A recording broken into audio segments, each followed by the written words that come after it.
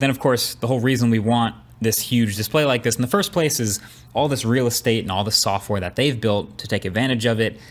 And it's really good. I love using this phone. Like, I feel more productive with my phone that opens up to a tablet size. Like, most of the time, if I get an email that I need to respond to with more than one sentence, I don't use my phone anymore. I just go to a computer.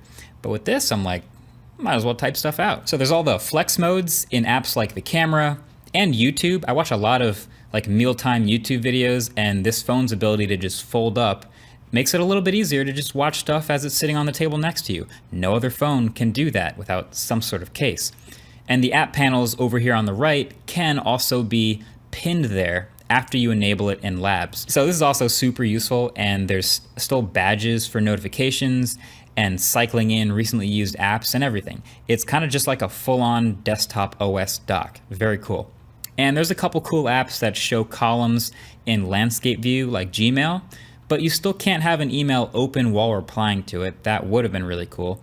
I do like Spotify apps columns though. It's neat. But you know what? There's also some downsides to this software too. Mainly unoptimized apps. And one of the big ones is, I think Linus has pointed this out a bunch of times, the YouTube app on the Fold is straight up missing features. Like, you can't post to community or post YouTube stories on this phone's YouTube app. It's kind of annoying. And there's also some apps that clearly still aren't designed to work in the square aspect ratio, like Instagram. And if you use them as they're built, they'll put your wallpaper blurred out behind it, so it kind of feels like a floating window. But now there's a new Labs feature that actually lets you adjust the aspect ratio of any app and sort of force it into this aspect ratio to fill the screen. And it works really well. I was impressed. And now Instagram looks like it was built for the Fold. But overall, I can't lie. I've really just been enjoying using the Fold because it's so different from a normal phone, and it kind of forces you to start developing this habit of every time you take the Fold out of your pocket, you have a moment to think, okay, do I want to use this closed, or am I about to open this up right now? Like, lots of the early morning stuff for me, like checking notifications, catching up on Twitter maybe, some emails, some quick replies, I'll just stick to the outside screen.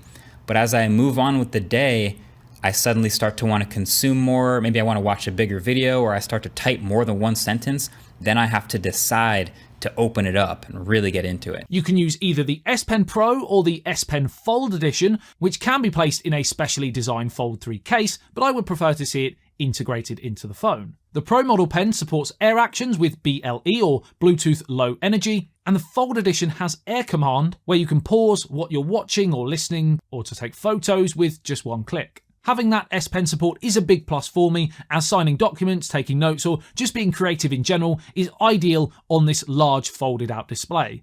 But yeah, housing it on the actual phone would be a better option for me personally. As expected, the Galaxy Fold 3 will be powered by the 5nm Qualcomm Snapdragon 888 chipset with up to 12GB of RAM and 512GB of UFS 3.1 storage. So multitasking, gaming, and really anything power intensive will be crushed with ease. Stereo speakers with Dolby Atmos add to that immersive experience, and multitasking on the whole is really nicely aided by some software tweaks. They have updated split view and the settings menu with mini icons now allowing you to jump to other menus without the need to flick backwards or forwards. And Samsung have also continued their software development with Google, Microsoft, and many individual app companies to make sure more apps than ever are compatible with the Fold 3 screen. There is also a new Labs feature which enables you to resize app windows so you can use multiple apps at the same time, giving size preference to those of your choice, and the new pinned taskbar makes switching between apps a doddle.